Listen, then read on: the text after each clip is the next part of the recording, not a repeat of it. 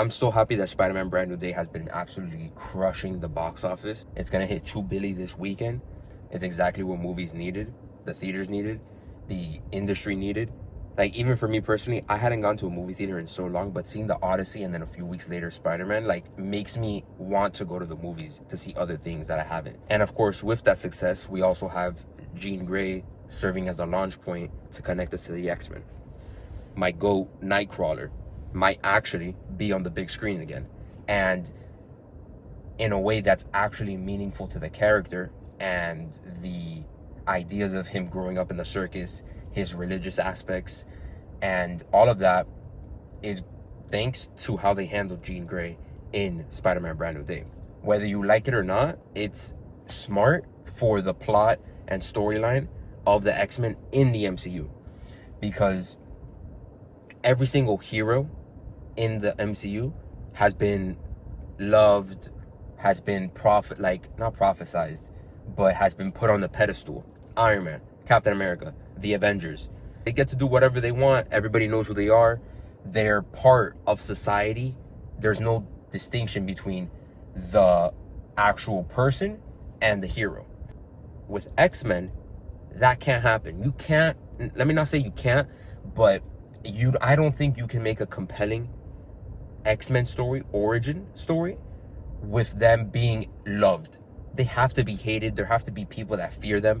The DODC has to, and without a doubt, I think that's exactly what they're going to do, create the Sentinels to fight the X-Men, to control them because of what Jean Grey did here. And people saying that she did too many evil things is just wrong, because not only is it setting up the fact that these mutants should be feared, that's how we're going to get all the mistreatment that the mutants get in the MCU. Not only does it show that mutants should be feared, it shows that they're extremely powerful, and we're going to be able to, in an X-Men movie, whether that's her and Cyclops alone or with the entire team and her like being like folded into the team, it's going to show that Jean is redeemable while still having that dark side, which could lead to a Phoenix Saga movie or movies, Dark Phoenix, stuff like that. And it's a smart decision. It's, in my opinion, the right decision, because you start off with one of the more powerful X-Men being Jean Grey. Obviously, before we get into any of the Phoenix Saga and stuff like that, we set her up as being evil and borderline irredeemable. So in an X-Men movie, we have her hero's journey as a part of the team with Cyclops or whatever it may be. And once again, it allows her, like I've mentioned this before, but it allows her to stand on her own 2 feet without being a love interest or without being an evil person, because she's not. And that also paves the way for the other mutants. My GOAT, Nightcrawler, like I mentioned, him being on the big screen, he starts off in the circus. He gets treated with disrespect and gets treated and pushed aside because of his whole circus act and everything like that. And then he still has that happen, and he still needs to deal with that as a mutant. And if everybody loved mutants and everybody loved heroes, that storyline wouldn't happen. Another one, Wolverine, to a certain extent, same thing with him. He's a dickhead sometimes. They're not all always good people. The only one that might be pure in terms of their intentions, honestly, is Magneto. And Magneto is going to be the leading force fighting against the DODC when they make Sentinels. And Spider-Man's going to get thrown into that mix because he created the inhibitor collars that they are going to try to put onto the mutants. And Jean Grey is going to be like, no, he's good. He just made a mistake or whatever it may be. And that's going to be how they can make and shape her hero's journey. Because Magneto is going to try to get Spider-Man up out of the way whenever he tries to intervene and help them with the Sentinels or help save people, because he's the one that created it. And Jean, and by extension the X-Men, are going to have to stop Magneto, fight Magneto, to protect not only their like city, the world, the people against mutants, to not make their image look worse, but Spider-Man. And that is going to allow the X-Men to be viewed better, in a better light in the public eye, because they're helping New York's best hero in Spider-Man. Like, And we wouldn't be able to have that storyline if that's where they decide to go, which is the most obvious thing. We wouldn't be able to have any of that if Jean Grey was here helping Peter fight the DODC already, off the cuff, when we have no information about her. Like, hello? Like, that right there, that literally could be 3 X-Men movies.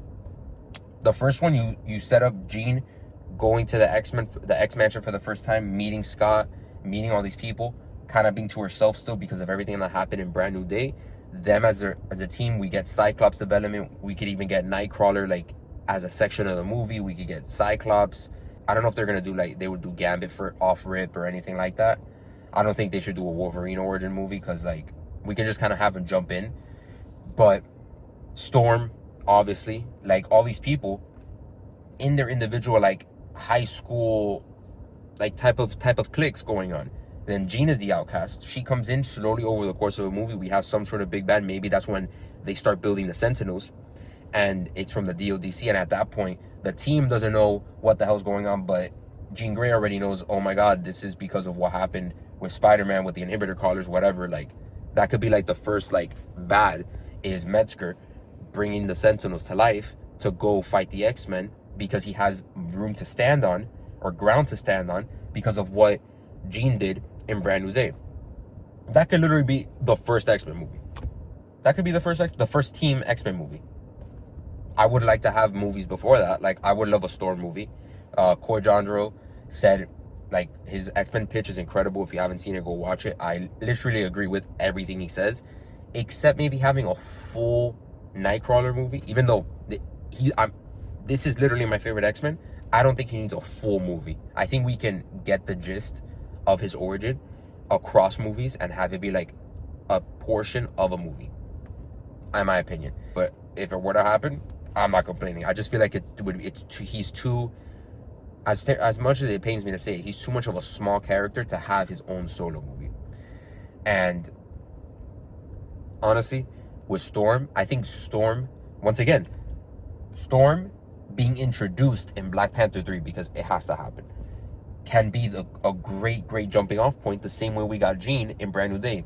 But I don't think Storm should be a villain in the slightest. I think she should be dealing with her emotions, her psychological side of her developing these powers of controlling the weather and being almost omnipresent in the skies, even though internally she's terrified.